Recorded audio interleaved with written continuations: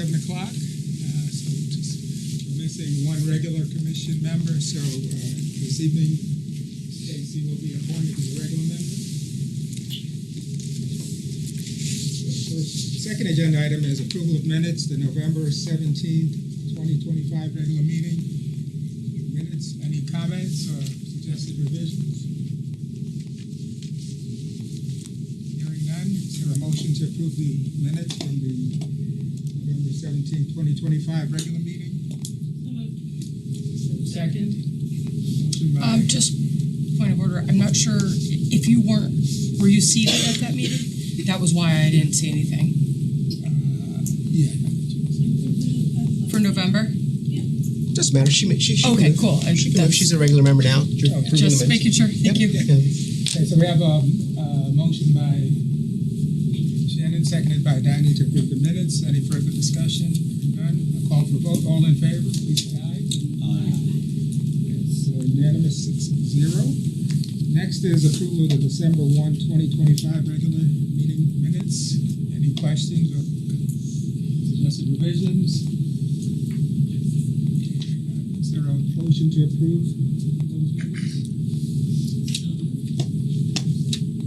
Okay. So we have a motion and a second to approve the minutes. Any further discussion? And all in favor, please say aye. Passes 6-0. Feel free to just grab a chair. I don't know. We don't know if we're in the right meeting. This is the zoning commission. Yes, ma'am. You're at the right meeting. You can grab a seat over here. Go ahead, sir. Okay, first, so now we move on to commission business, public hearing. Application ZC 2532. If you please read the notice, Jen. Application ZC 2532 of Bill Clegg, applicant, Covenant Presbyterian Church Incorporated owner, for a special exception pursuant to Section 3.4 and Section 12 of the Simsbury zoning regulations to construct a 6,290 square foot ground-mounted PV solar array for the church at 134 Old Farms Road, Assessor's Map D07, Block 303, Lot 11A, Simsbury, Connecticut 06070. George? Yeah, Brittany's got some comments. Yes, I have some comments. The applicant is here to present, but I will give a brief overview of the project. So this is EC number 2532 at 134 Old Farms Road, a Presbyterian Covenant Church property. They are proposing a approximately 74 feet by 84 feet ground-mounted solar array on the northwestern side of the property. They own both this larger property as well as the property with the church on it. According to our zoning regulations, energy generating devices are a permitted accessory use in residential zones. However, when they go beyond what the size requirements are, which is the size of what accessory buildings can be for all residential buildings, residential accessory buildings in that zone, a special exception is required, which is the public hearing that you see today. The structure is approximately 4 rows of 52 panels per row, or 208 panels. A rendering of the ground-mounted solar is shown to the right. It will be connected to the church property through a 700-foot underground trench, which is going here. This is information that's going to be included in the building permit process. The building inspector has to have certain information for the 700-foot trench. It is a pretty long trench. The area surrounding the proposed solar array is an open field. There are trees sporadically here and on adjoining properties as well.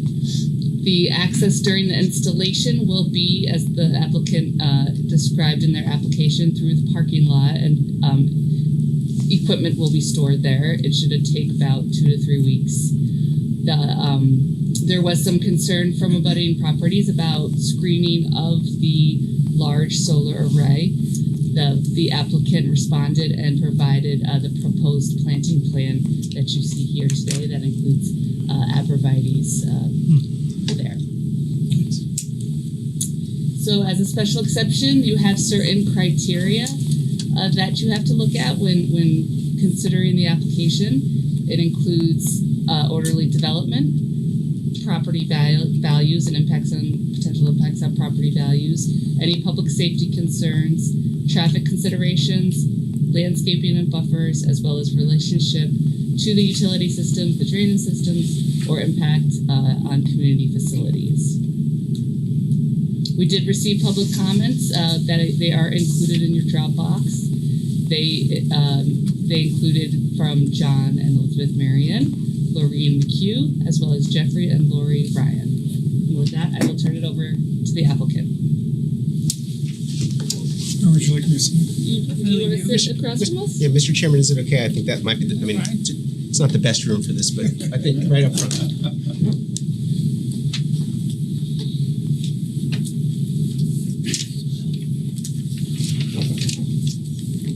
So thank you.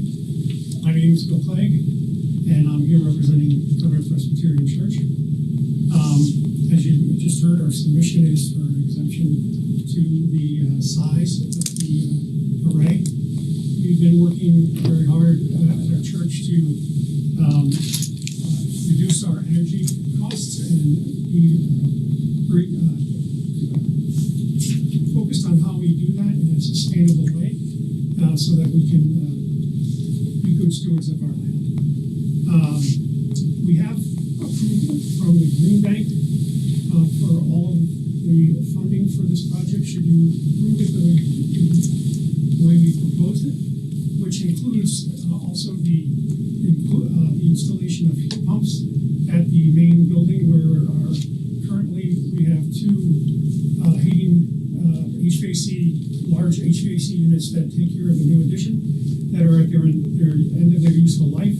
So we are looking to replace them with heat pumps, which will be much more efficient and help us to continue to save energy. This spot was chosen because it really worked in our mind because of where it would hide it from the neighbors, from everybody, especially including the planting that we added along the side. We don't believe that there's much that can be seen. We located it so that it is further away from the side yard than was required, just to be able to be, again, good neighbors.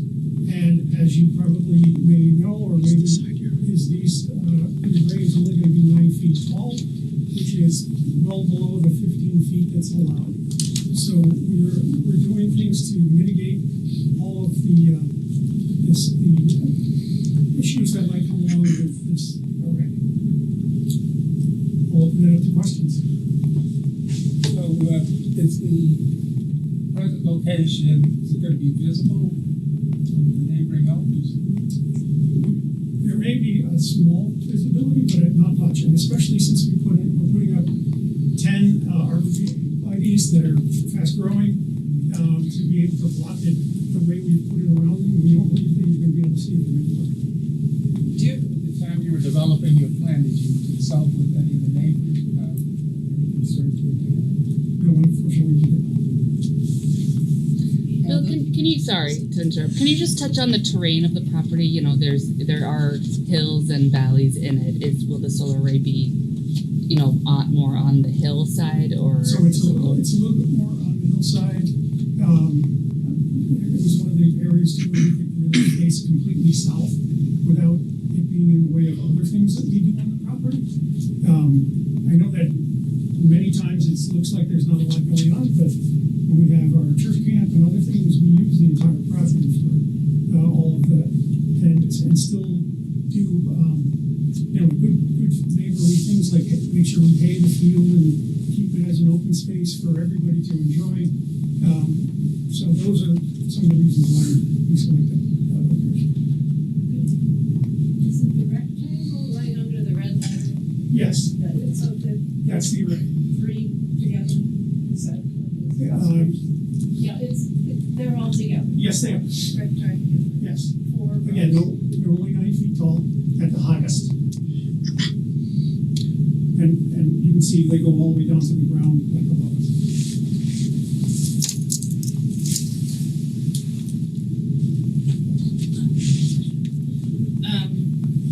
said that you did not have conversations with neighbors. Did not. Is there a reason for No, that? it was just an oversight on our part. I apologize to all of you. Fairly. I'm sorry, we did have a conversation with one neighbor. That is the closest. I apologize. And what were their comments or concerns? I was not part of the conversation. What was relayed to me is that they didn't seem to care because they didn't think it was a big deal.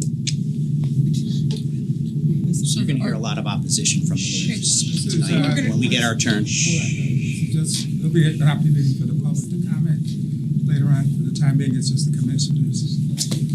So the 10 arborvitae, so if we're looking at the panels, they're going to be directly to the left of the panels. So they'll right be, to the west. I'm sorry. George? Yep. Yeah, so here's the array. Here's the 10 arborvitae. so And it's also a lot of other vegetation that's existing. that was one of my concerns. So from the street, the existing vegetation will still be there? Oh, yeah, we're not taking out any vegetation. And then from the street, will you be looking at arborvitae? You'll be looking at it with all the other vegetation that's going on. So it's some of it is going to be partially behind vegetation that's existing. Okay. Because there's mature vegetation, there's mature trees mature there. vegetation, yes. Okay, that helps. Thank you. Good. So the blue, is that just the legal access right to the property is approximately 25 acres? So that blue right there, that is a right of way that we own, but we never use it, and we do not plan on using it at all for during the construction. So is it navigable or drivable or just It's mostly field or? yeah, it's mostly it's partially overgrown. So, I mean, you've got two budding crops. And then Yes. to the north is another 60 acres of land. Yes. So you wouldn't see it from this. You can't see it from the street. It's behind our property. We don't believe so. Maybe a little bit. I know there's other opinions, but we don't believe so. And presumably it's all oriented south facing. Yes. Directly south of this. Did you ever consider putting it on the roofs of your We did. properties? We did. What was the challenge there? There were a number of challenges. First of all, the old barn the structure is not really capable of taking panels, and it would not face south. It would be facing east and west. And then the hexagonal or octagonal shaped building, really you'd have only a few panels on. Yeah, it didn't. We looked at it very seriously, and it didn't work. So your goal here is to save resources by transitioning to heat pumps and generating your own electricity for those heat pumps. Yes. And you own the rest of this property here, or it's part There's of your trust? 38 acres of land that we have Right. here. And are you is your church primarily responsible for its maintenance, upkeep? Oh, yes. Okay. Yes, So, I'm on the trustees. We have 9 major structures that we have to take care of, and 32 acres of land. yeah, and I saw in your And we also keep open to the public.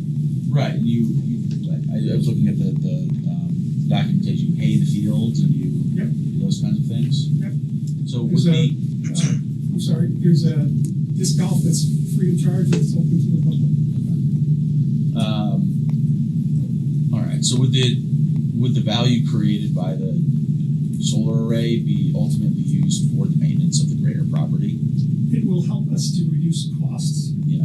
That will help us to maintain the property. And as long as the church is there, they don't plan on doing anything with the property except for maintaining it. No.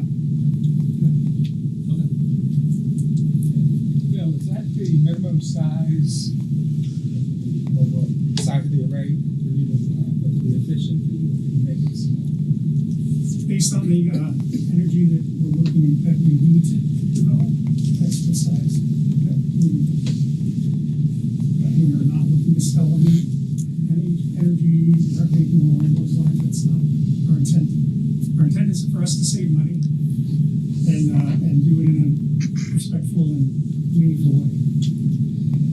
Your opinion, or your opinion, is not another location on the property, that would be perhaps less intrusive, but still. So if we bring it closer to the building, it's gonna be even more visible. And if we put it further away, it becomes a cost issue with the cable, because it can only push power for such a distance. We'd have to go in and engineer it so that it would cost us more.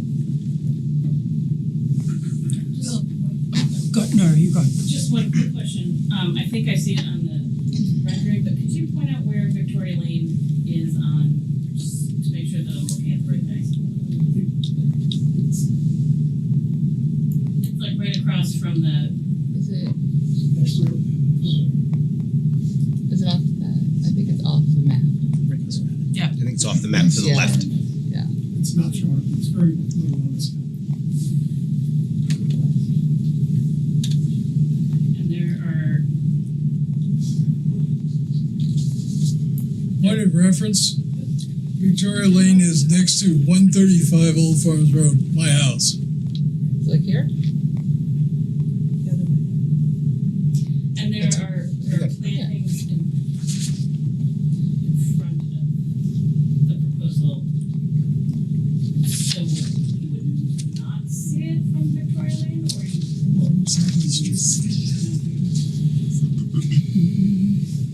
Thank you.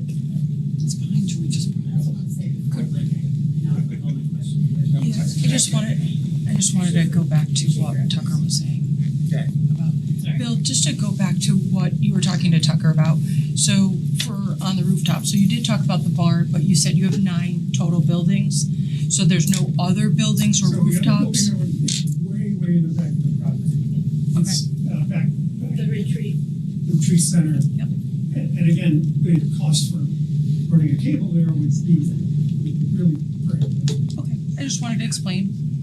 But you're And planning, the other properties are houses. Yep, So I've seen them. again, not big enough number. one. Smaller, right. but are you providing energy to all the buildings from the? So this is mostly gonna, Or the main? it's gonna mostly do the main building. Anyone else have questions for Bill? Thank you, Bill. Thank you. Thank you. Appreciate your consideration. All right. So now it's time for public comment. So if you wish to comment on this application, please come to the front, state your name and address, direct your comments to the commissioners. Make sure you stay on topic. There are no time limits, but just be cognizant that there may be others who. Thanks for the opportunity for comment. My name is Jeff Ryan, my wife Lori and I live at 131 Old Farms Road. And we actually are the house right here at the bottom of this. This is a picture of the view that I have of the proposed solar array location. And again, I was not consulted at all. For this, I'll pass it around. So it's pretty much the first thing that I will see every morning as the sun comes up from my house, is where this is, which is why I'm so passionate and why I made sure that our neighbors knew about this as well, because we were not consulted at all in this. The other thing that I've learned from this is, first of all, in section 12, I think it talks about at the time of application, a special exception is made. There should be plans and reports that describes the conformance and required findings in this section. At the time of application, there was a scribble on a land plot, and that's what was submitted. The only time landscaping actually appeared in the whole thing was Sunday, so on 12/14. And if you follow this whole thing, we had, as neighbors, we had to be able to, from Thanksgiving to Christmas, with all of this other stuff going on in our lives, kind of try to figure out what was going on in our neighborhood, and then to be able to respond to this. And it's been a whack-a-mole design by the church of, hearing this, oh, we better add this, and talking to Brittany, having to add this, and so on. So just so I can systematically go through in a timely manner and give my other neighbors, some of whom are electrical engineers and such, and we'll be able to provide some other, I think, important feedback. First of all, there's procedural flaws in the whole thing. One of the procedural flaws is that this golf course has one of the key pads that's within 50 feet of the neighbor's yard. And again, I have a picture of that here, that's for the commission. pictures around if you'd like. Look at the pictures and see for yourselves. And I believe that should have gone through zoning, and now that that's come to light, I believe it should. I believe that there's gonna be an issue with how the disc golf course and the solar arrays work in terms of these frisbees flying around and everything else. I'm not sure how that's gonna work, but there's been a lack of a plan, you can tell. It's just how this whole thing is proceeded as well. So orderly development is one of the things in section 12. I don't think that this has been orderly development in terms of how the plan has gone. I don't think there's a holistic plan with the land trust, with neighbors, with the character of our neighborhood and how this is going to fit in at all. I can also tell you that 10 arborvitae trees for an 80-foot long thing, which is what's proposed, is not a sufficient landscaping plan. It's just not going to work. Just anybody that wants to Google it, it'll say you need a minimum of 27 to be able to do that. And that's only one side. There's neighbors that are affected on the side that it needs more. It needs a real landscaping plan and something professional that's done to be able to make sure that if that's the place. It talks about hardship as being, I think, in section 324. So this is actually 124 Old Farms Road. This property, it's actually the retreat house, I believe. Is that right? I think that because of the size of that, I think that that's 6,000 square foot. It's 2,900 square feet is that they're allowed to have. This is double that. So this is double the size. So it's really an industrial type of thing being put into our residential neighborhoods now that we're going to have to deal with. It's much bigger, and granted, it's not 15 feet, but it's something I'm going to have to see every morning, and a lot of my neighbors are going to see from their yards every day as well. So I don't think that the visual screening was done. I think it's a self-created hardship as well. I don't believe that this is something that the church has to put it there. I think there's the parking lot, there's other things. I think that they really prioritize the neighbors last in things, and I think that if there's other places they could put it, that it would still keep the character of the neighborhood, but it might bother the parishioners a little bit as they're coming in. But there are other ground locations that they could do, such as the parking lot, that I don't think that they've given due consideration to. And there's probably other things that they have another contractor get for bids. Maybe can use some of the roofs as well. We haven't had the chance because of the limited amount of time, and the constant design changes literally every day, to be able to get an appraiser or somebody to be able to see it. But I believe there's going to be financial harm to me and my family. I think the number of buyers that would come because of the stigma of having something like this that you can see from the front yard every day from some of my other neighbors from their backyard, is going to do financial harm to us. So for all of these reasons, and I hope everybody got to see the picture of what I would have to see every day. Yes, thank you. Strongly opposed to this. And really would just encourage the church to work with the neighbors and be good stewards, for the church. And I support the church. I've actually provided financial contributions to the church every year, even though I'm not a member of their congregation. I'm a member of another. They let us walk and use the property. It's wonderful how they do that, but they really missed the mark on this one, and they need to really go back to the drawing board. Thank you. Mr. Ryan, may I ask you a question? May I have this so I can make it part of the public record? Do we have an electronic Yeah, version? Okay. Yep, Perfect. it's in our Great. comment. Thank you for submitting it. Thank you.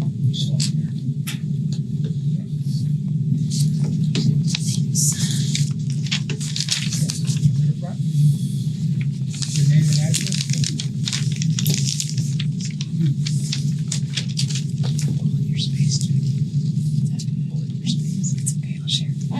Thank you. My name is Gary Bush. I'm 136 Old Farms Road. If you notice, I'm the one that this is closest to. My major concerns were, environmentally, how would this affect my well water if they're going to be doing this construction so close to my property? So I'm concerned about the glare from the solar panel units. I know that they're going to put up vegetation now, but how is that how will that vegetation be?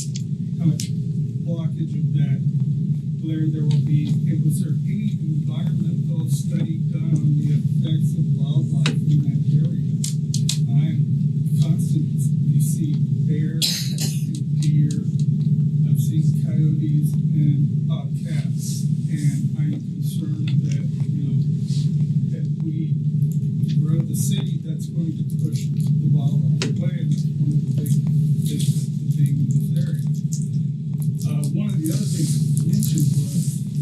there was a comment made that someone had spoken to the property owner closest to the array. If I'm not mistaken, that would be me, and no one has spoken to me about this. I don't know where that came from, but that seemed a little concerning. Thank you. Thank you. Anyone else? You know, Because you said so. okay.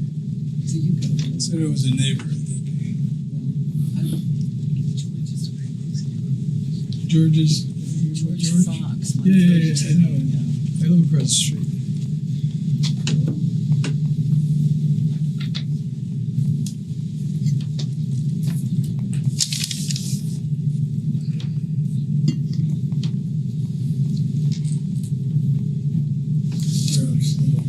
Have a seat. Okay.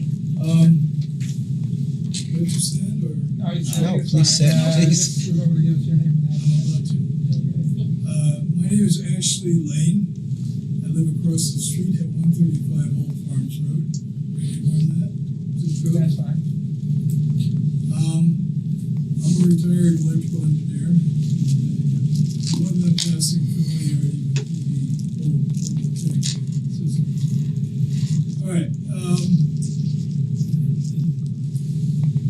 I had a couple of questions, but I think they've already been answered. But one thing is this going to be what's known as a grid-tied system? Are you going to be actively exchanging power with the local power company and receiving payment for it?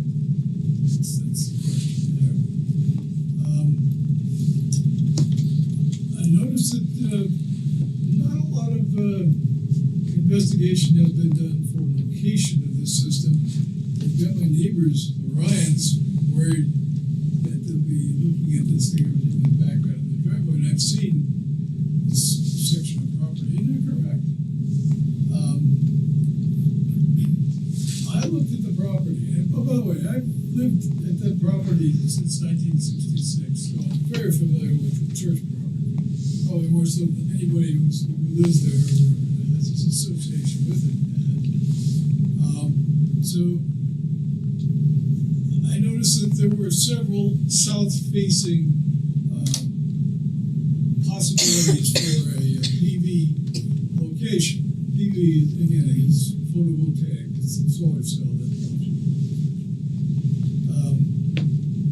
In back of the church, near the maintenance buildings, or any place there would be a south-facing attitude towards the sun.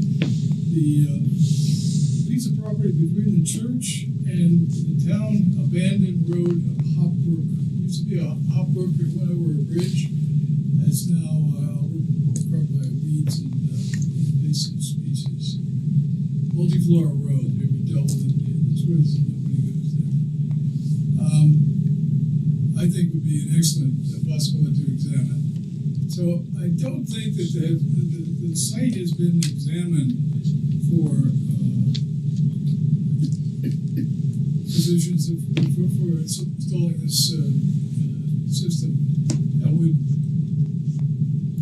be, well, it seems to me that you went out of your way to hide the thing from the neighbors. And I certainly have a neighbor across the street, got my letter, my letter, and nobody came to see me. He didn't come to see the Ryans either, and they were next to me. So, by the way, Victoria Lane is on the opposite side of the street. It abuts with my property, so be careful. I think everybody was assuming it's on the even side of Old Farms Road, not the odd side. So Victoria Lane's on the odd side, to the west. You'll find out when you study the map. To make things brief, I would also like to point out that having been around that property, nobody's mentioned the property in back, which is now owned by the Land Trust. Previously was owned by Wagner, formerly of Wagner Ford car. But he also lived down the street on Old Farms Road. And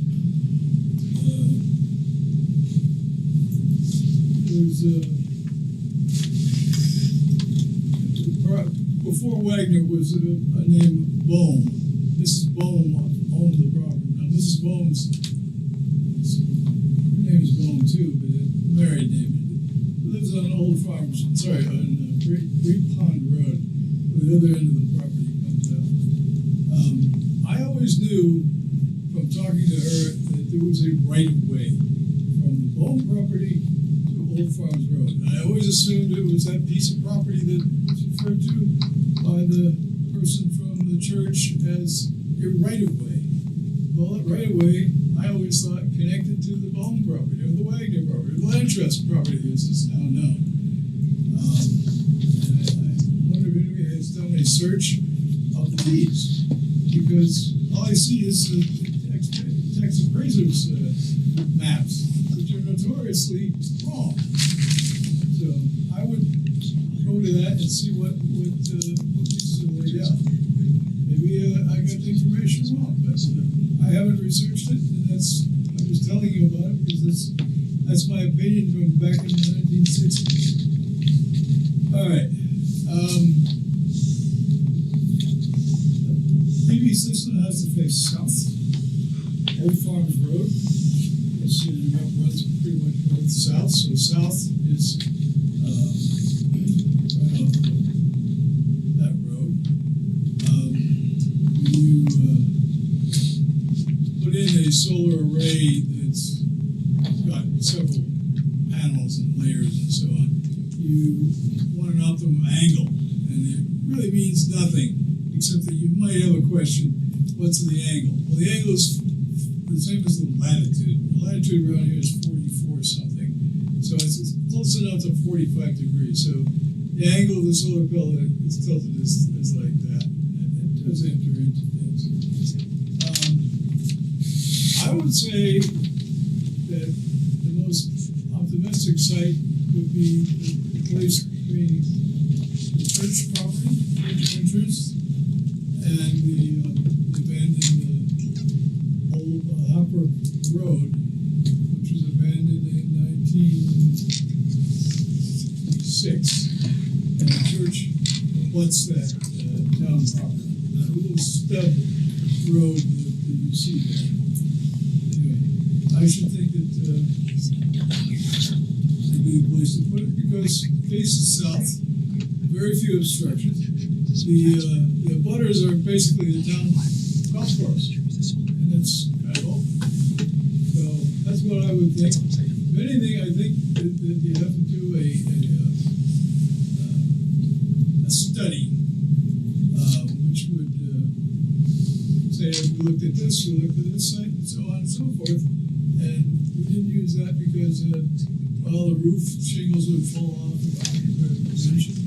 But it's a thorough site. The other thing too is that the phrase cost-benefit analysis. How much are you going to save by putting this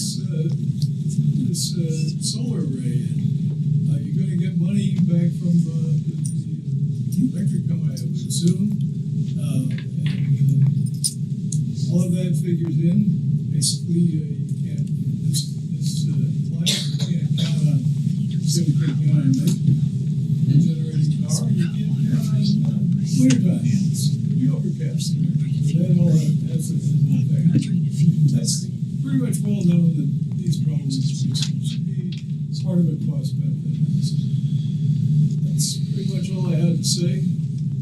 I would say you should reject this proposal because it's not very deep and it needs a more work.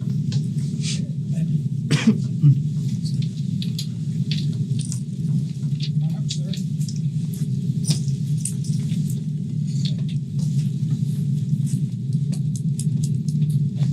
I'm Joseph Lehman. I'm an elder at Governor Presbyterian Church. I live on 3 Hoppy Road, which is a little bit the other direction. I'm very familiar with the property. I can talk about a few of these areas. This is the Bowen property. There is a cow path right away here to the stream because that was always allowed to get the cows down here to the stream. That is part of the right-of-way access there.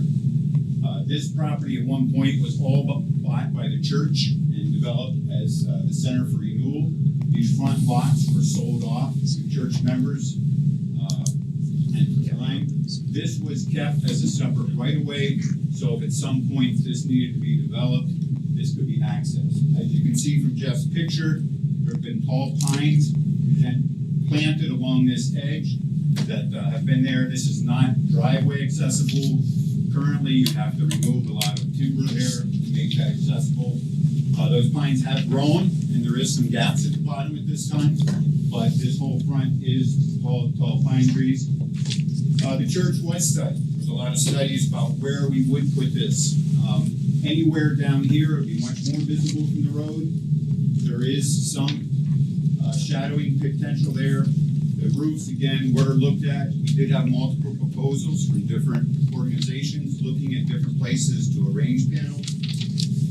And this just seemed to be the best. This is 550 feet from the road, so this is quite well set back from the road. It's not at the road or even very visible by the road. You would actually have to stop and peek between the trees to even see back here, even if you did put the vegetation block. We are planning to put a vegetation block there for the benefit of the neighbors, and I understand that. We have looked at a lot of different places on the property. We are planning to put the panels at 30 degrees to help minimize the height, so they will not be at 45 degrees.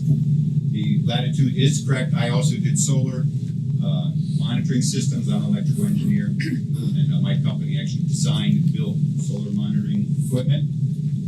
So I agree, the optimal angle would be closer to 45, but in order to keep a lower profile, we are going to go with 30 degrees to benefit the platform height not being so tall.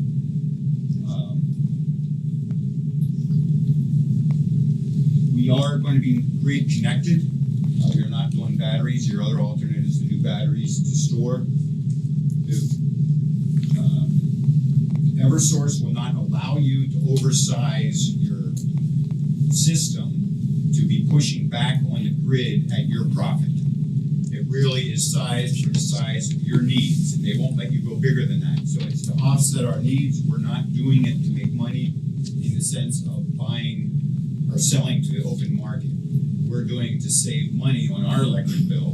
And the cost analysis is based on that, and there has been cost analysis done. What size panels are appropriate for our energy consumption and our usage? And Eversource will not allow us to go bigger than what they expect us to use, because if we do, they don't want to buy it back. And so it is. There will be push back and forth on the grid, though, naturally, as you described. Connecticut is average 4 hours of sunlight in the Hartford area, so that's our life in this community and area. So there will obviously be back and forth in the sense of going to and from the grid, but the net effect is that we can't put more on than what we are expected to use, and so that net going back and forth should pretty much zero out or be against us in the sense that we would still have to buy some. I'd be happy to answer more questions. Other questions? Just testimony at this time, so thank you. Time for a question? You want to say something? Go ahead. Hi, Anita Barney, and I'm staying or renting a room at 132 Old Farms Road, which I have on my phone. It's George Fox's property, and it borders Martin's property. So this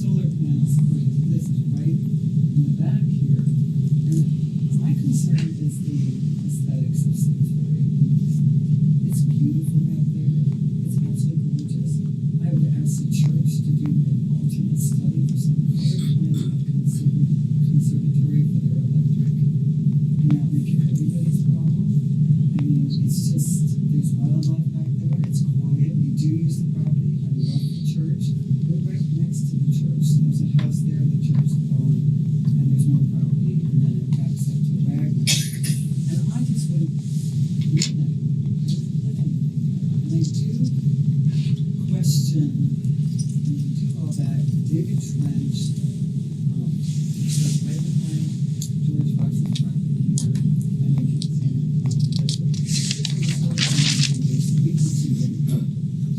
It's just a narrow thing of trees back there, it's not a lot, but it's beautiful. And why run it? I just think there's got to be an alternate electric for everybody in Connecticut, because it's a alarming situation in this town, and it's an alarming situation in the state of Connecticut, is electric. And I think that's the issue, is the electric. I understand the church's concerns, and I understand, and I definitely pray for them to have everything paid for, as they should.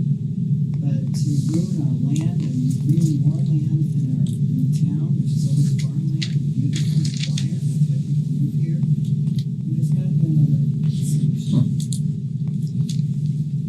So, thank you. God bless you.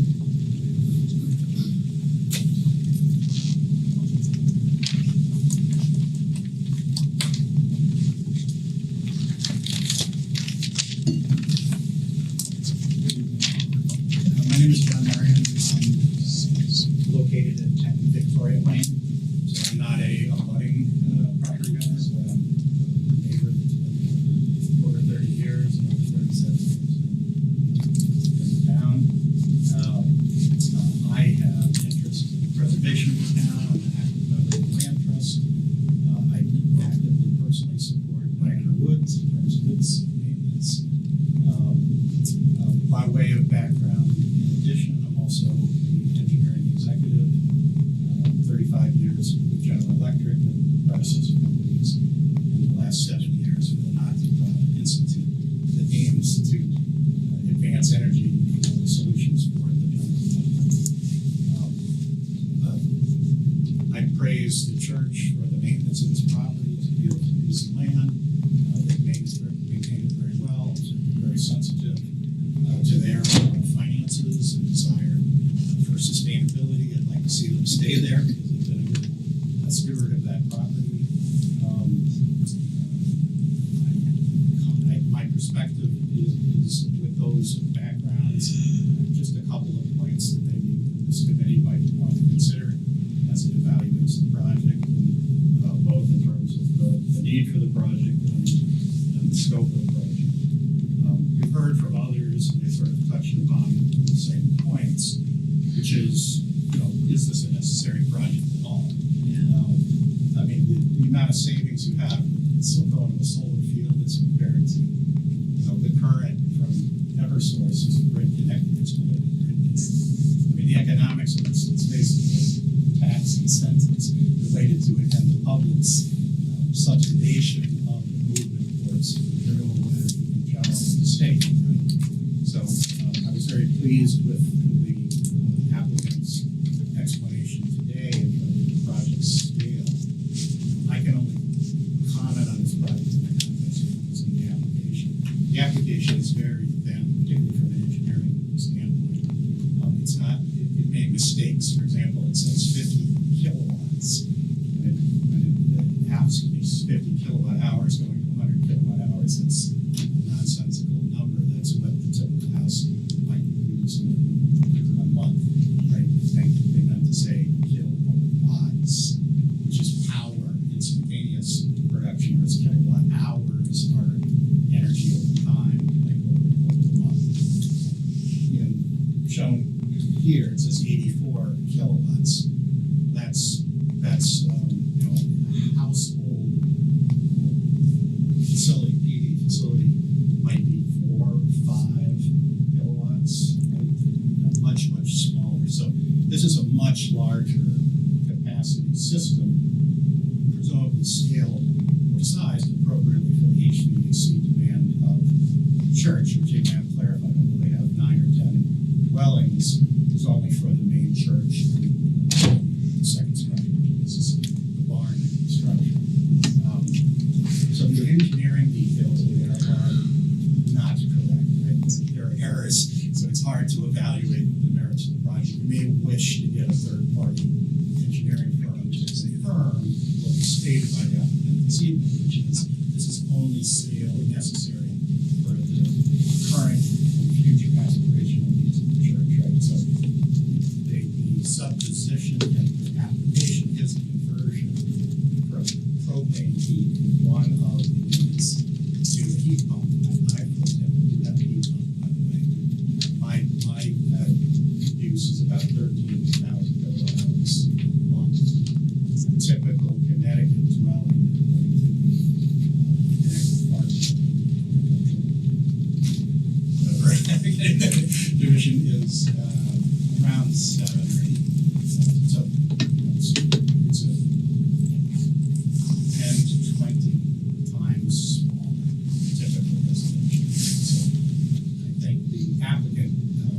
emphasized in his comments tonight a point of clarification, which is it's not bigger than it needs to be. And of course, as a citizen of Simsbury, I wouldn't want us to have power plants located around in residential neighborhood. We have PV on rooftops, which is compatible with the interests of the town. We're seeing that rolled out. So the first recommendation basically is to get a third-party engineering firm to clarify the requirements of the project, the sizing of the field, the commitment on behalf of the church to affect the change in terms of their HVAC equipment, and that this is no greater than it needs to be. To the extent that the sun, as stated, only shines 4 hours a day, that means 20 hours a day we're using electricity which is fossil fuel generated, right, or nuclear generated. So solar isn't going to really cover it. So that's the engineering comments. So from a siting standpoint, you can see a plot plan, and it's stated conceiving there are some 9 or 10 dwellings owned by the church. I mean, and you can see from the plot plan, the area far exceeds the area proposed solar field. So consistency with the town and the build out of the town in residential areas, it would seem to me that a strong degree of evidence should be demonstrated and defended that those rooftops are not the right approach, are infeasible for the project, that they're insufficient structurally, and to make them structural is so expensive that it would invalidate the project. Otherwise, that would seem to be sort of the obvious place to put panels next. And I walked the site. I mean, I only learned about this a few days ago, by the way, but I walked the site over the weekend, and that location that's shown, although it is somewhat away from the road, and it's 500 feet, that's at the top of the hill. I mean, it surprises me that the church would want that for their own property, because it's almost the ideal location to make it as visible as possible. That's right. For all the backyards and for the Wagner Wood property, which was a slam dunk for the town to get. It's a beautiful property that we now to make that a beautiful natural site. So I'm actually pleased they are sensitive because of the golf course and maybe the street center to maintain the beauty of that site. It's a nice open field. It's, there's a lot of visibility. You can see a lot of things. But it struck me odd that on this slope site, so here's the church, here's the site, that's the top of the hill. There's a corridor right down here's a field. There's no you don't have to cut any landscape, but it's a south sloping field. And I would think the priority, if my suggestion, would be if you had to have a ground base, have it all the way to the south, closer to the church, but not going over this axis and axis right here. Right there, or right there, or right there. But up there, just it sort of maximizes to my perspective, kind of maximizes it. And I kind of also agree that the 10 arborvitaes is kind of a low-brow solution. It's like, well, you own like 10 arborvitaes. They're not even natural. I mean, we have citizens of this town busting their chops in the land trust, pulling invasive weeds, and we're going to put arborvitaes in a beautiful natural site. That seems odd. So those are my comments in terms of clarifying the engineering project merits, considering an alternative site to the rooftop, and more evidence that that's really a hard shot in feasibility of the project. And if it had to be ground-based site, perhaps to just slightly to the south might be less visible to property owners. And I think that the church itself for most of them. So without sacrificing some of the area that might have tracks. That's my 2 cents. And I submitted those comments. Thank you for that. Anyone else?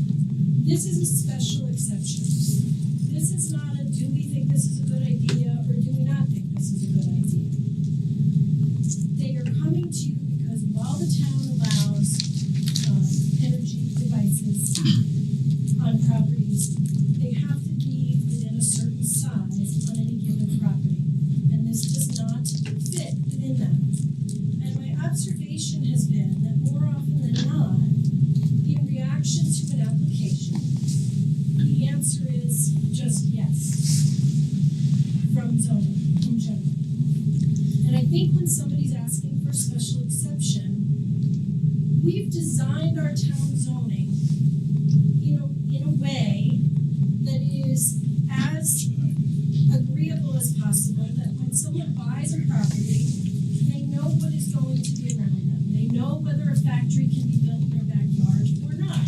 They know whether a strip mall can be put in next to them, or a 3-story apartment building or not. When you're in a generally residential, non-industrial area, to find out with several days' notice that something that, while it's an energy device, is very industrial in nature, is contradictory to the concept of zoning. There's a reason we have zoning, and it's not so that everything that comes to zoning gets approved for a special exception. There are hurdles that need to be met on that special exception. And I think the location that people have talked about, could it be in another location? Could it be a different size? I get it, they might not get as much power as they want from a smaller size, and the cost benefit to that may not work. But this is a special exception. And I think rather than always addressing special exceptions with a rubber stamp, we need to do a better job of getting ahead of overall zoning and what do we want as a town and what is fair to the other people, because frankly, our governance is about protecting individual rights, not approving everything for special interest groups and groups of people.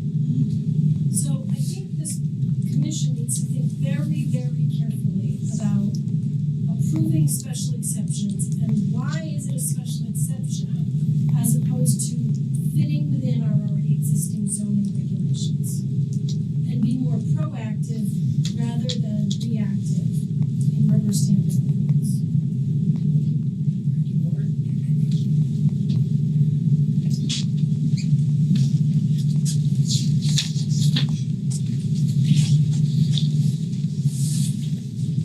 Sorry, I'm David Weiss, I'm not an engineer like everyone else in this room. I am actually the solar contractor trying to help design this and will design with a very low profile. Do you live in Simsbury or? I don't know. I was gonna try and help with a couple of questions as far as the design. Like, we can't put solar on the houses and then tie it to the church, so that's not something that's even legal. And the design is 100% to just meet what the church uses. I'm just trying to help clarify some of the points that few be repeated. And when you look at that, if the roof work, that's the first place we look. It's the cheapest way to do it. It's the best way to do it. So if it's not an option, you can't rebuild the church, you can't rebuild the roof. So when you're talking about being on a hill, yeah, I'd love to go to the bottom hill. What happens if you go to the bottom hill, you get less sun? I would love to move it closer to the meter. That absolutely makes life easier. But the design was made to be at that 9 feet high, low profile situation to try and accommodate absolutely everything. I mean, we're in the renewable energy field for a reason, to try and help conserve, not to create, the land might fit 10,000 panels. The utility, the real engineer in this equation is gonna actually tell you, you can only put what you used on your electric bill for the last 12 months, plus any electrical upgrades that were in the plans. That's it. You can't just add panels for some reason and pick an arbitrary number. So I just hope that helps clarify. I'm not, otherwise, thank you all for your time, and maybe I'll become an engineer because it won't seem so successful. Thank you. Anyone else in the public want to comment?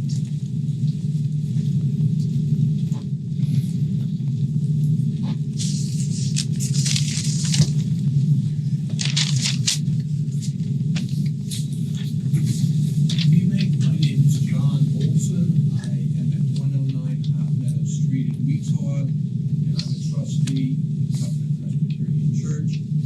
I've been involved with this project for over a year. It started in 2024. We submitted an application to Eversource for their net metering program in February. They do that twice a year.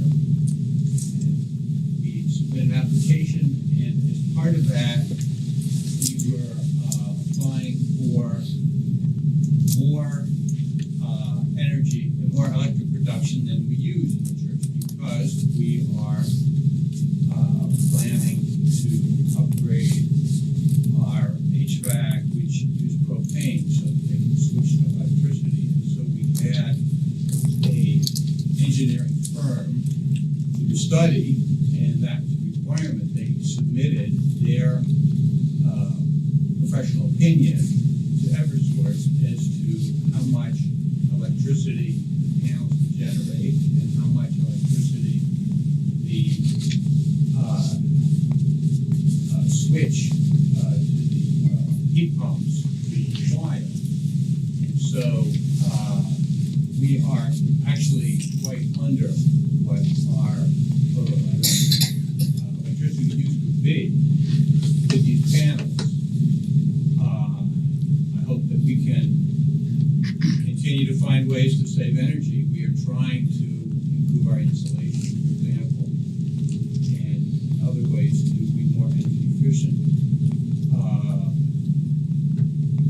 Let's see.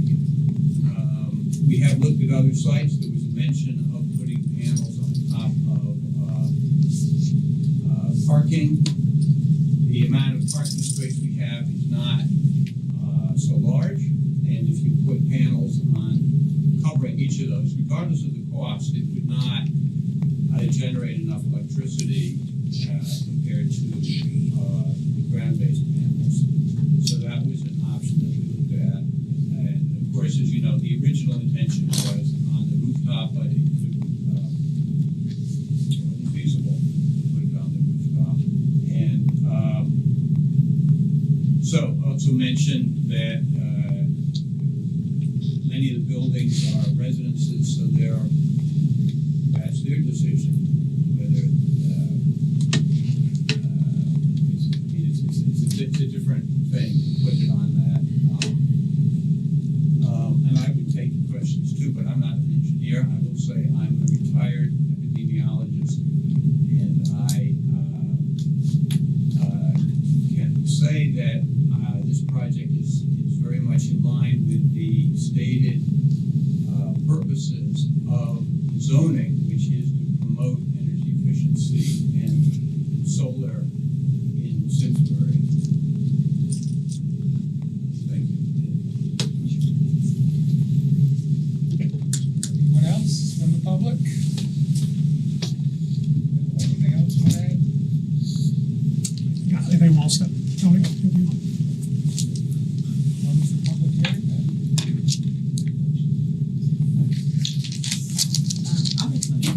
Yeah, I would just not caution, but if you are going to consider asking for additional information or any of that kind of stuff, then I wouldn't close the public hearing. But if you're ready to go forward, then there you go.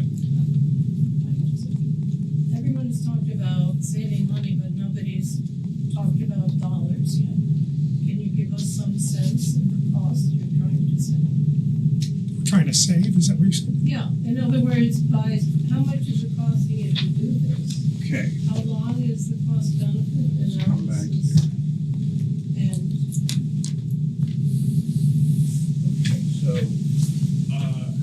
we also are the Green Bank of Connecticut is designed to help make energy efficient projects affordable, and they have told us that they approved the project.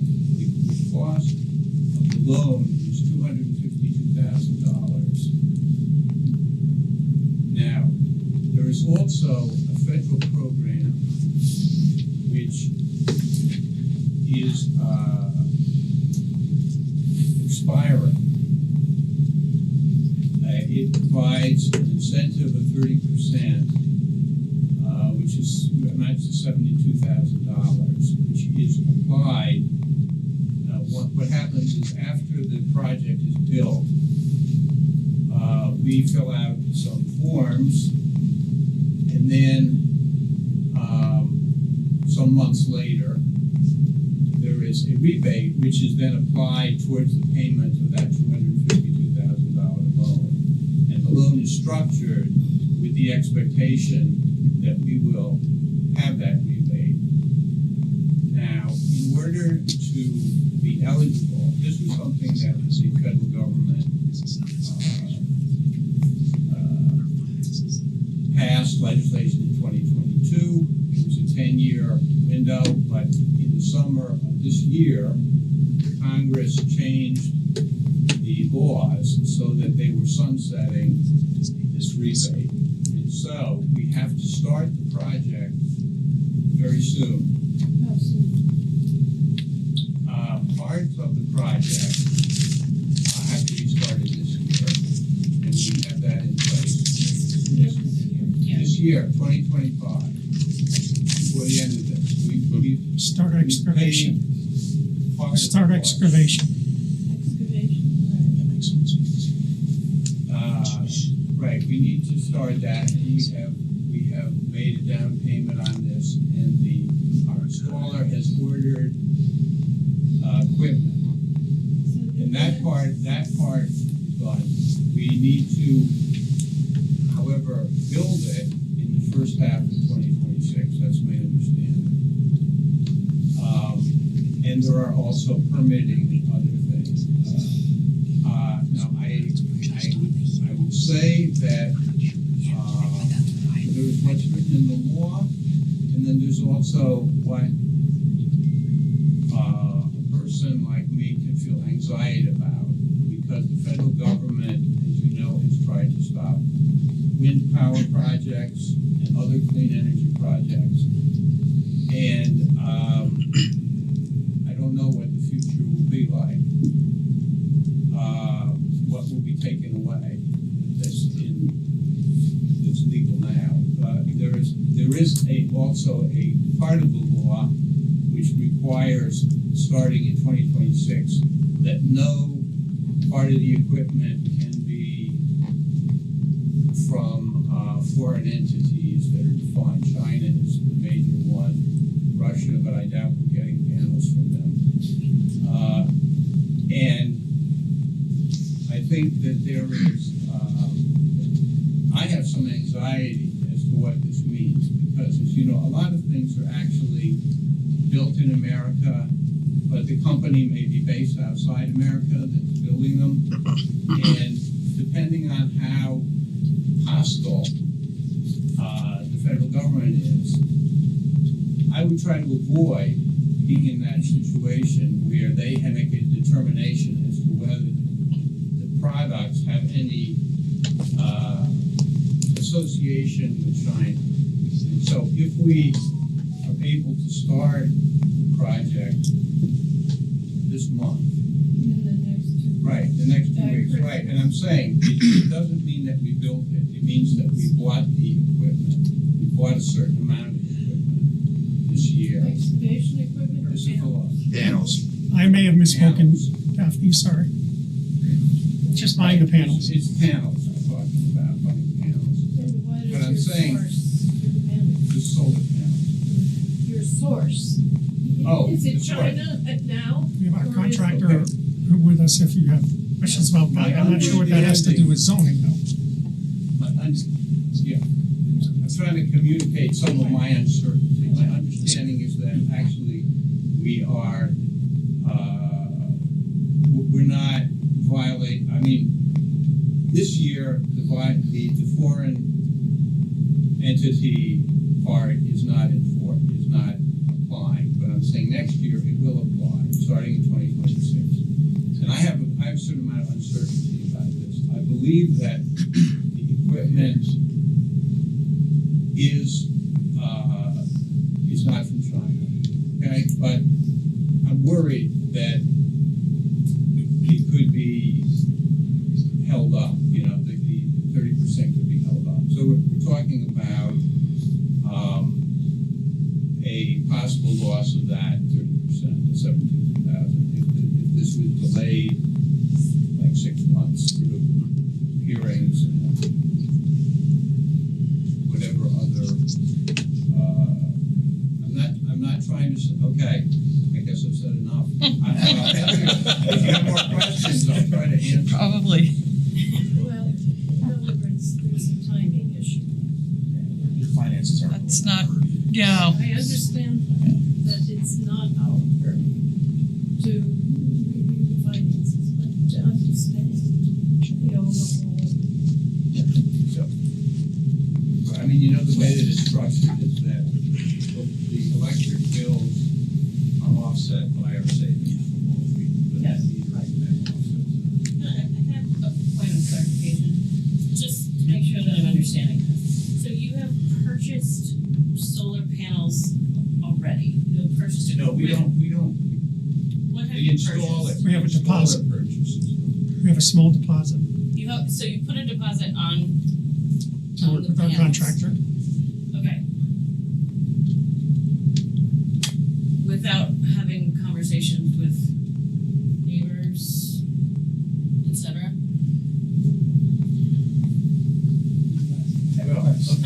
That's my question, really. I mean, It's just a comment. well, no, it's a question because I'm trying to understand your timeline. I talked with Jeff Ryan last Sunday because he wanted to talk. I talked with my pastor to see who he talked to. He talked with the nearest neighbor, that's what I understand. And I talked with the next nearest neighbor. I did not go across the street to other neighbors. Since I see the property, I didn't think it necessary to talk to neighbors. Let me just clarify the nearest neighbor to talk. That actually isn't the nearest neighbor, it's the second neighbor up, Anthony, who is the one up. Anthony has talked to a He's number of opposed us to it. multiple times. He's opposed to it. I spoke with his wife Susan. I will say for this, I mean, all the neighbors were all informed by the town. I mean, whether or not it would have been a nice thing to do to talk to them is obviously correct, but everyone was informed of the legal requirement. So let's hold on to that. Super. George, what do you have a recommendation at this point? No, sir. I just have just again a point of clarification for everybody. If there's additional information that you need, or you want the applicant to take time to talk to the neighbors or provide justification on locations, you can't close the public hearing. All right. That's all. I don't want to lead you in that direction. I'm just telling you that when you close the public hearing, you can't ask any more questions. You've got to make a decision. Thanks for that clarification. So I'm not gonna list here from the public at this time. I wanted to get around to Discuss see what with the board. commissioners are thinking before we move on to our next step. So Mr. Rector could hold on. So, let's open it up to discussion. I feel as though I have what I need to close the public hearing. Agnew? Wait, do you mind speaking more toward that? Is that okay? That's fine. I can't, well, sure, just for the conversation, I'm If you closing the if you public don't, I'm not trying to put you on this. I'm not trying to put you on the spot. I've seen the presentation, the findings from the town's report. You actually go back to the considerations slide, should be slide 1 or 2. That's helpful. Yeah. So, I feel as though I have enough information to make a determination on orderly development. Property values is not a determination we make. It's based on what the town told us, which is done. The public safety, it's not a concern. Traffic, obviously not a concern. Landscaping buffers, I feel as though I have a good idea of what the landscaping buffers will be. And then the relationship to utility, I feel has been well explained by I know what it will have an effect on the grid. Right? So I feel as though I can answer those questions with the information presented at this time. Thank you. Dagny? Well, I would agree that since it's our purview is to address those criteria. But I always need to understand the big picture, and that's why I asked the last question. So I think I know enough, other than it would have been nice to have a site. Stacy? I think I know as well.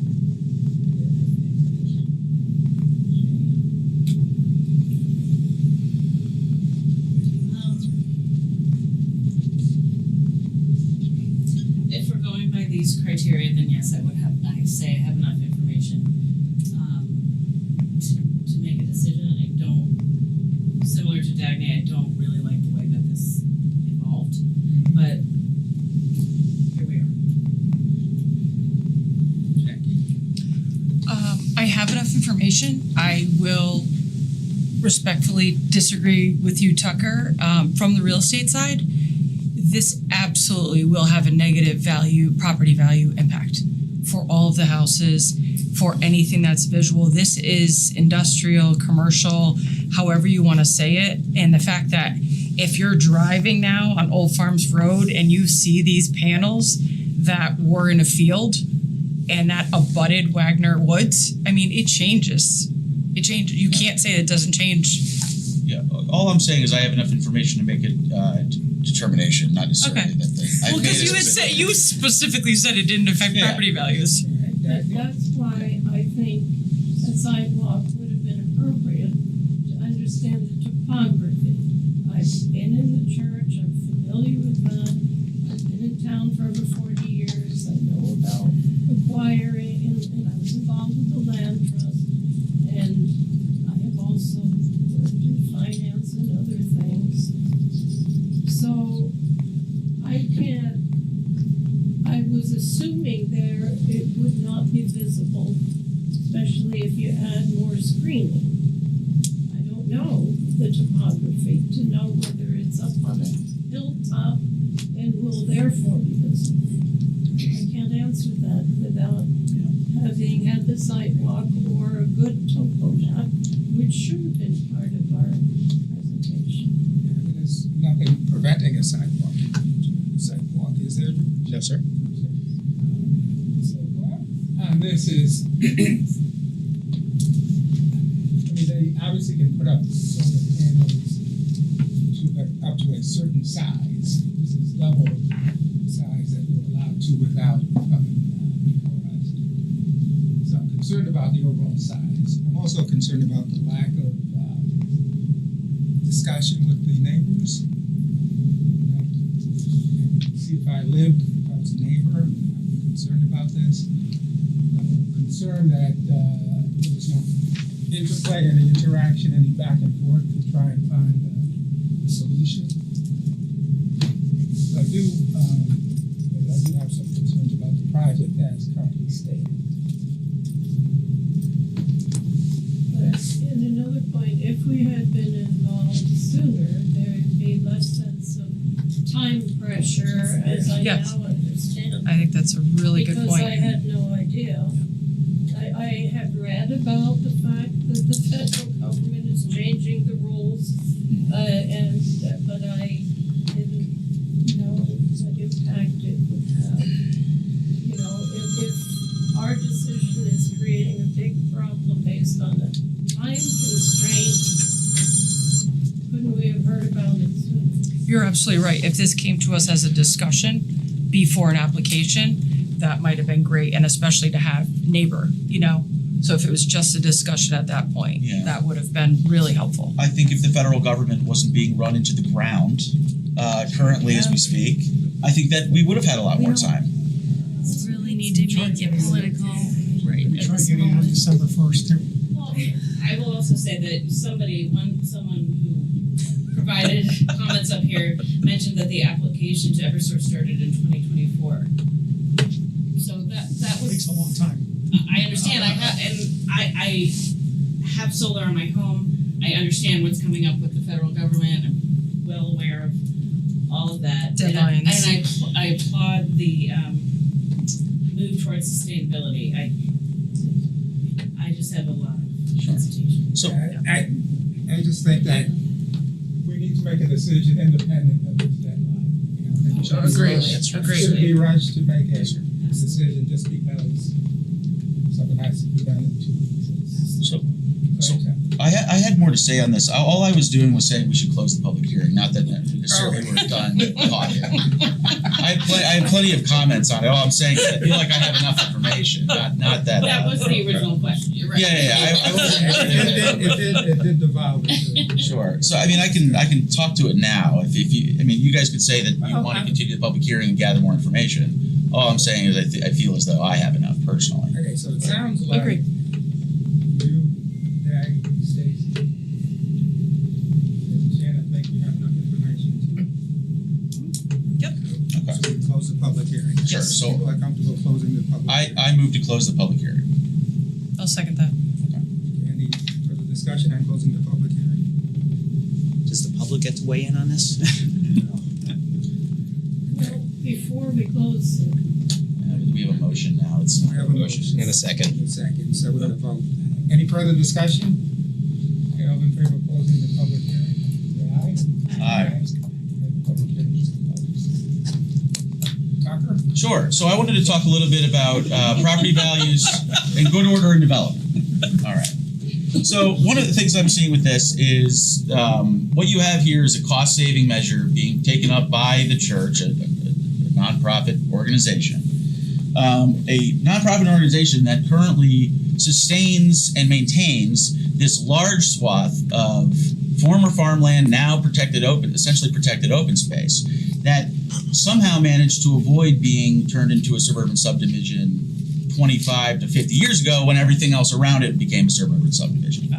It used to be farmland. Well, all the neighbors, their land also used to be farmland. I mean, just as a fact, and I've said that before. So what we have is an organization that's trying to sustain itself, both environmentally, which is not really our concern, but financially. They are trying to make sure that this nonprofit organization, this church, this religious institution, is going to be able to maintain not only its own congregation, but also the surrounding land and the surrounding and the camp that they use. So if the question is this a good use for the property? The solar panel is fine. It's the protected open space is what is good for this property. If they are saving money on their electricity, they are increasing their environmental sustainability and their financial sustainability, that means they're going to be able to continue to keep this land undeveloped. Now, people are very, very touchy. People don't like having to see solar panels. I'm not going to pretend that I necessarily understand that. I don't find that solar panels look particularly industrial or whatever. That's just a personal preference. What I do know, though, is it could be buildings. It could be literally anything else. This church is going to have to figure out how it's going to maintain itself. It's not as though these small churches are increasing their size typically, right? They are doing what they can to hang on. So using the Connecticut Green Bank, using the assets of the federal government, essentially to maintain this open space seems like an excellent, orderly development for the property. The solar panel is just something that allows them to continue to do it. I think we see this throughout a lot of the community where we want to protect the open space we have remaining. And one of the best ways to do that is to develop places that are already developed in a grand scheme, right? If downtown is a little more developed, the tax base goes up, which means you don't need to then take green space and develop that further. I see that as a kind of a microcosm of this. You're taking a very small amount of area that is just grass, not a forest, not some environment. It's grass. It used to be hayed, and they won't be able to hay this block. And using and turning that into value that is going to protect the rest of the property.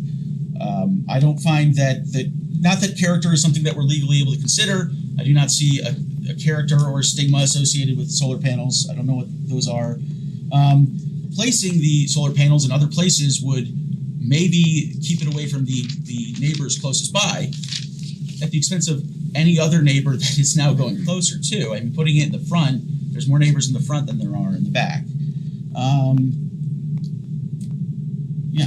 And again, this could be a suburban subdivision. It's really great that it's not. It's up against it's up close to the state forest. well, this land trust is 60 acres to the north. Right. I think that the way this property has been maintained is admirable, and anything that we can do to make it easier to maintain in the future is probably a good thing for the good orderly development. I think that was well stated. There are other ways of raising a little money as well. Selling to the land trust. Tried that. Easement. Tried that. You tried it? This is I know, just but- discussion amongst commissioners. I'm sorry, yes. But the concept that we can protect open space, which is one of our goals, and the church has a history of having sold off front lots for houses in the past.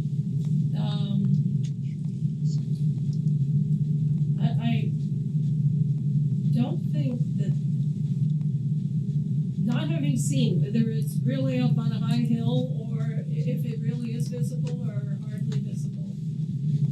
I think it can be screened, and therefore the argument about, oh, it's gonna, look bad if the view out my backyard.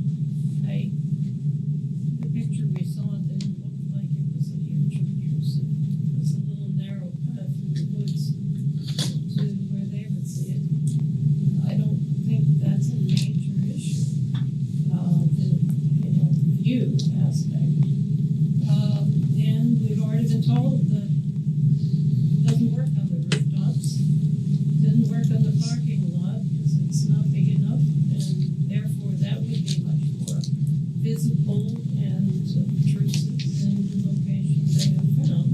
If it's in a lower elevation, it won't get as much sun as on the hilltop to make it viable. So, I'd still like to have had the site visit. Well, I agree with everything that you said, Tucker, and you too, Danny. I think that it's great that they want to keep we need the church, we need the space, we need the land. And I think it's great that they're looking at alternative energy sources, absolutely. But the thing that just stuck with me is there is also a sense of, it seems very disorganized, like we should have been on the table to see it and to walk here, or at least. But that aside, the sense of community, the amount of people that got up here and are talking about this and how they didn't feel consulted, and the gentleman that lived on Victoria Lane that was talking about some of the mistakes and the wattage or I can't really speak to that, but it just seems like there are a lot of, we're just rushing to make a decision, and this is my first time, but that's just how I feel. I think there's a bigger discussion here, and we should consider that.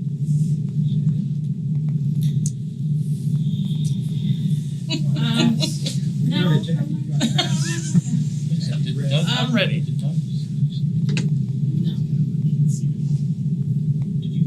It's just the regular, she's seated for this. I think I've said what I applaud the effort for sustainability and solar and heat pumps. I think that's fantastic. I am not. I'm not happy with the way that this evolved. Like I said before, I feel like we can do better, and I also feel like we should not be.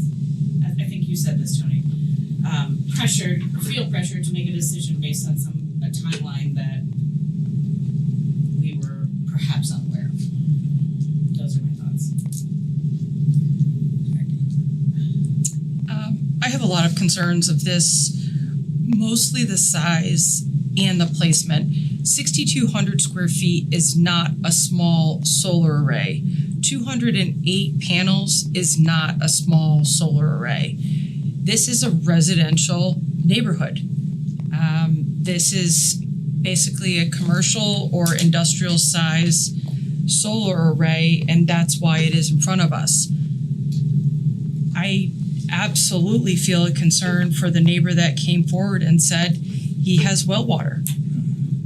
I mean, these are things that we need to think about. And then I do think there could be an impact to property values. I do think there could be an impact to wildlife. 6,200 square feet.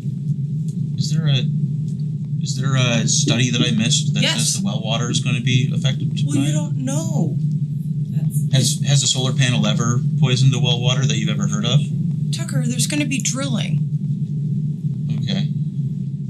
I'm aware. Are you an Every engineer? time you dig into the ground, All right, I'm not gonna argue with you. Alright, it's fine. Those are my concerns. There's no drilling.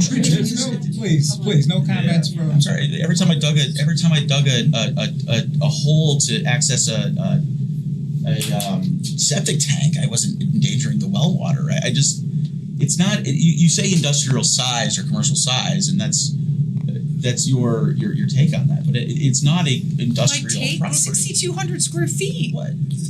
It's not my take. It is your take, it's fine. The reason they're here is because it's not the size of one of the properties there. It's not a house size. It's the size of, sure, that's why they come in for a special exception. Great. Fine. Okay, so, I'm generally of the view that property owners should be allowed to use their property how they like within, as it comports with the zoning regulations, even if neighbors are opposed. I think this is sort of a unique situation just because of the size. I live near a big solar array. It doesn't bother me, but I can appreciate that people may not want that right next door. The other concern I have is just the lack of communication back and forth. I think there is a solution out there that allow the church to proceed with this project and allay some of the concerns that the neighbors have, not all of their concerns. But I just don't think that there's been any effort to seriously engage in that discussion to figure out a way to do this in the least obtrusive way, which still allows the church to proceed with the project. So that's where I am. I think there needs to be, as Shannon said, more work on this. And I think Stacy said it as well. This needs to be further developed. I appreciate that there's a time constraint placed on the church, but that's beyond our ability to control. We can only deal with what's in front of us. And I think my sense of the commission is that there's not enough support to pass this.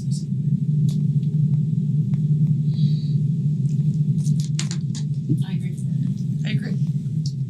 But you're gonna need a motion. They able to withdraw? Suggest? If we vote to disapprove, can they just file again, or do they need to withdraw their motion? Do they need to withdraw their application? We have to. Oh, there's only so much time we have. We have what, 90 days? So By In other words, standard? time to do a site visit. you cannot do that now. You've closed the public hearing, so that a site visit would suggest new testimony and new findings. You cannot do that. It's time now. You're at the point to make a decision. Now you can. I always forget whether the statement is with prejudice or without prejudice. I mean, you get your options, of course, to approve it, to approve with conditions, or to deny. And denial can be of the sense that they can revise the application and resubmit when they're ready. If again, those are your three options: approve with conditions, deny. I would not be in support of this special exception, so if I need to make a motion, I can do that. Sounds like the course of action is to deny the application and then have them resubmit. If it's your will, yes, that is an option. Yes, yeah. All right, so we'll vote on the motion. I would so You have to vote in a positive. you can make a record, but I mean you can. It doesn't have to be that way. But I would suggest either offering that the findings are based on the record heard this evening, or specific findings for approval or denial. I get what you said. So you can cite specific findings for approval or denial. Mm-hmm. Frankly, it doesn't meet the special exception criteria or not. I think that's probably the most favorable approach. Find that it does or does not meet that criteria.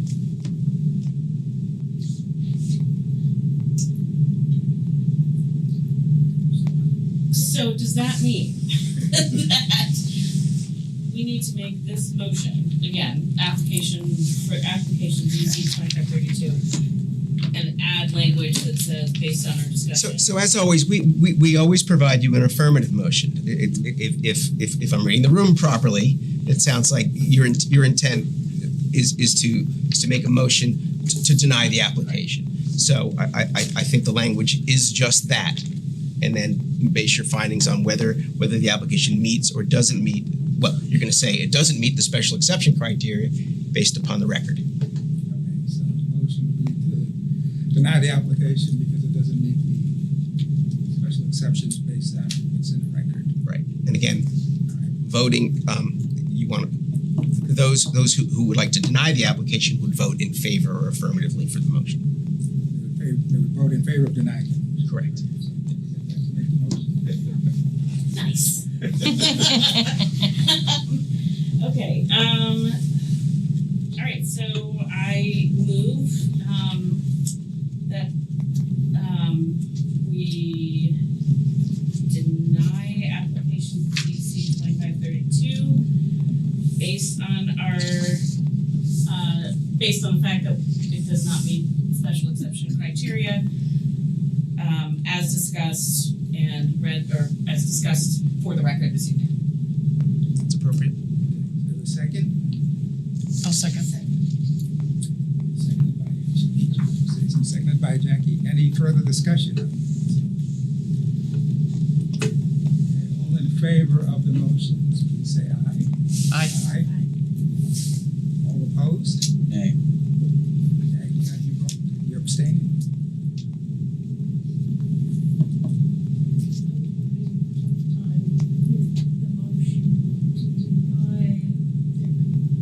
But it gives them the option to come back with the. Okay, it's either you vote in favor of the motion, you vote against the motion, or you abstain. Yeah. So it's 5 to. Okay, thank you. Okay, so before we move on to the next. Hey, welcome back to the regular members. Quickly, short-lived. Okay. That short. Thrown into the fire. Okay, I'll try to be very I feel like I should have just stayed at the meeting I was quick here, I think. at until I could have finished one. Instead, I'm getting halfway through. Here we go. So we have an application from.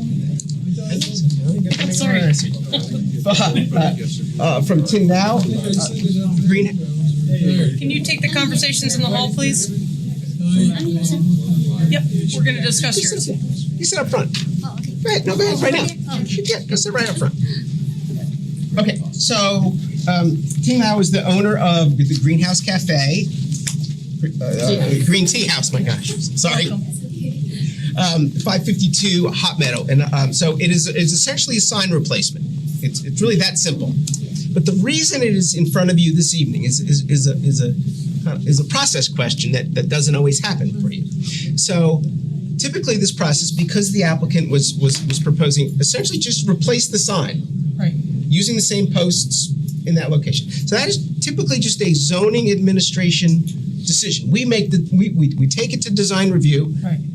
And they make a recommendation, and staff approves it. We don't take it to you for those reasons. I mean, because it is a simple replacement.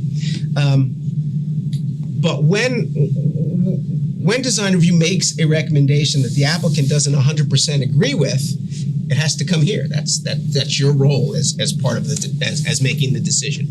So the applicant started with design review, and it can be really kind of simple. So submitted this application. Design review said, we recommend approval of this, except we'd like you to get rid of the website language, and would like to make a couple other things. They wanted to make the logo smaller, make the Green Tea House 2 lines instead of 1 line, get rid of the animation. So the applicant comes back. And again, I shouldn't really talk for her, but let me just help you out. So this comes back, and design review said, well, you didn't make this 2 lines, and this is still here, so we essentially they gave a positive recommendation so long as the applicant agreed to this. So it comes to you for those reasons. It's that, and it's that. Staff has reviewed it. I just wanted to remind you what your relevant guidelines are. It essentially says you're not supposed to use slogans. I don't think there's any slogans on this. Signs may describe products sold or services. So this kind of stuff is permissible. Then there is kind of that subjective language of please avoid clutter and try to avoid small letters where the primary vantage is from the street. So that is why the applicant is here tonight. She would rather do this sign Yeah. so do you mind if I just I'm sorry to do all the talking for you, but she's been working with Joe Hollis in our office quite closely, and go ahead.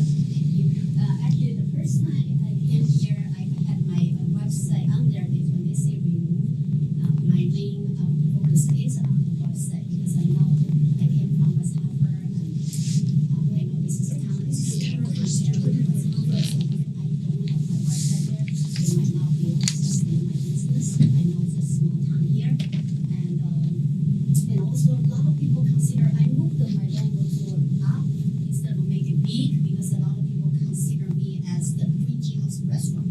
So they called me and they said, "Can we make a reservation?" So I really want to have the people to see the luxury loose leaf tea rather than the Green Tea House because I have been confused. People mix up me with her, and I also know that owner. She's a lovely lady. And like I said, even though they said all the website's not supposed, they say it's hard to see it. It is. Yeah, their suggestions. It's hard to see it. Make the sign looks a little busy. I said, yeah, there's a lot. It's a state highway, I know, but there's a lot of car passing by. Even though I can capture one customer driving by from other state, that could be my long-term customer in the long run. I also, I'm very concerned about moving here because it's only 3 months. I've been in West Farm School for the 16 years. I actually not say this brag about it. I just wanted to say it and to know that I can back some value to this town. I was voted the Business of the Year 2024 and the Minority Business of the Year. I had a Senator Richard Blumenthal came to present me the certification. I also performed the tea ceremony at Yale University at Dan Manoy Senator's house. I know staying the more neighbors making my business more challenging with the high rent. So I know this small town, I can see a huge difference. Yeah, it is very required because I'm in West Hartford for the past 16 years. So I hope I can make my business survivor. So that's why I want to utilize this business or this design to maximize my exposure. Instead of just to have the website there because I know it's a small town. I hope I can survive in this city. So I think a website is very important. Everybody's buying online right now. Even though a lot of merchants move out because people are shopping online. It's very convenient. It's especially the young people. My customer mostly young generation. They mostly shop online. But I also want to get local customer, local communities attention on what I'm doing. So I have a luxury tea. They can have me come over so they know I'm here at our business. So is this the sign you want? Yeah, okay. And their issue with it is that the Green Tea House is one line instead of two. The website is the bigger issue. They wanted the Green Tea House to be 2 line, but if I enlarge that, I won't have space for the luxury loose leaf tea. The first time they wanted the Green Tea House in a double line because I have never been to that situation in the past feels like I was in court. I was very nervous. So I said, okay, wait a minute. When I go home, I said, no. If I put the tea house bigger, people see that tea house more than luxury loose leaf tea. They will confuse me as a restaurant. So I would not. I want to differentiate myself with that restaurant. So I want to people see the luxury loose leaf tea instead of to make the Green Tea House bigger. What is the competing restaurant? The Green Tea House was next to me, the table 750. Her name was Green Tea It used to be House. Green Tea, not Tea House. It used to be Green Tea. And also on Farmington, there's also there still is. another. Yep. So I had two people confusing with my business. So I really wanted to have a luxury loose leaf tea to be bigger to know I am selling tea instead of offering there. So, And they wanted you to cut the URL. yeah, so I feel like, as a business standpoint, website is so important. I don't think I can survive without website business. But don't you think that they'll like automatically look up? I think like nowadays people aren't driving by and being like, oh my gosh, what's the website? Your website isn't like something different than the name. So I feel like if people know the name of your business, they'll look up the website if they want to order something online. As a marketing point of view, you want the people to street impression, not having people guess all of that. The retails or retails, they can easily go somewhere else. Yeah. So it's direct information, it's more coming to the past by people. I also do kind of like not love the shop online. I feel like it's like we don't have usually on our signs websites typically. I know phone numbers have even been like something that people have on the design review board have commented on before, but like it's like eat here, buy this. Like that's not usually how our signs are like along Route 10. It's usually the business sign is the business sign and it's not like a marketing gimmick per se, just as our standard throughout town. And I think if I was driving by, if you had the green and then tea house was larger, so people know it's a tea house, then you have luxury loose leaf tea and gifts. I'm putting in tea house. So now I'm looking for you on the website. You know, I don't need shop online at greenhouse.com. I don't need that on there.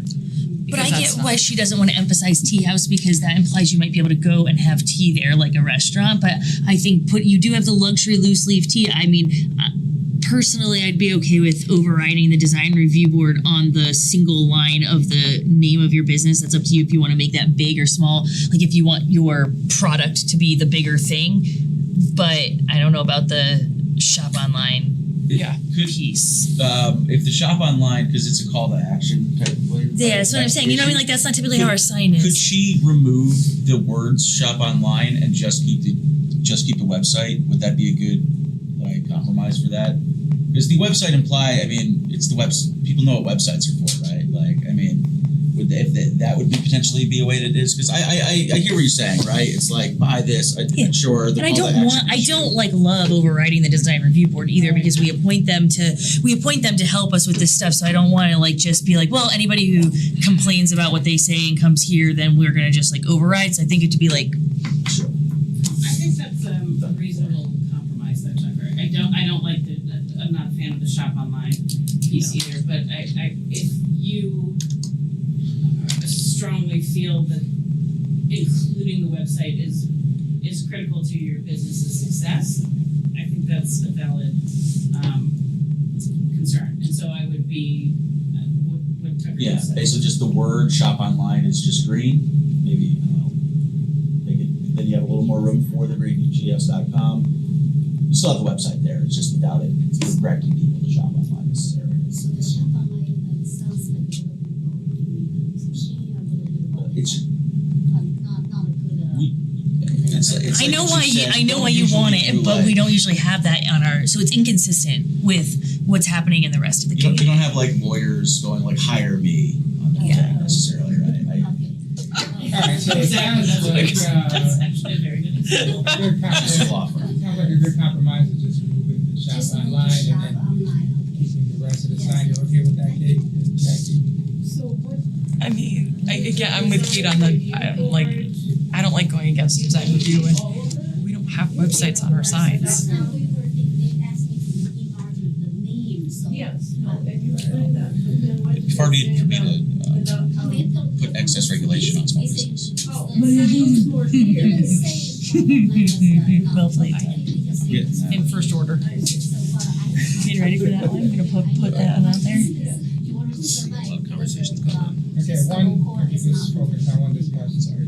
And I think, what he said, if people can't read that shop online very easily. Just take out the shop online, just make it easier. And maybe it's easier to read. So Jackie, quick question, are you okay with just removing the shop online? Okay, it sounds like. Yeah, I'm just saying it's easier to read without that Okay, so I think there are 4 people that are okay with removing the shop online.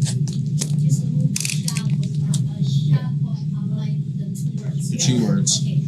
and the colon. And I think that majority support that. Motion on that. Is there a? I'll move. All right, I move that the zoning commission approve the zoning compliance review of Tsing Lu, applicant the Greenhouse Incorporated owner, for a sign permit to install a plus or minus 11.3 square foot freestanding sign for the Green Tea House at 552 Hot Meadow Street, map block lot G12 132032, Simsbury Zone B1, with the condition that the words shop online and subsequent colon be removed. Okay, so second. Second. Thank you. Any discussion on the motion?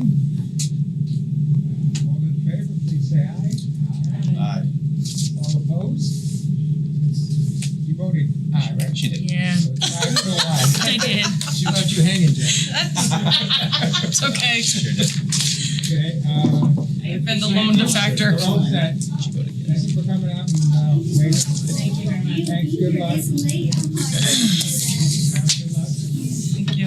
That's what we get paid for, right? Is that it? Yes, I had like a meeting before this.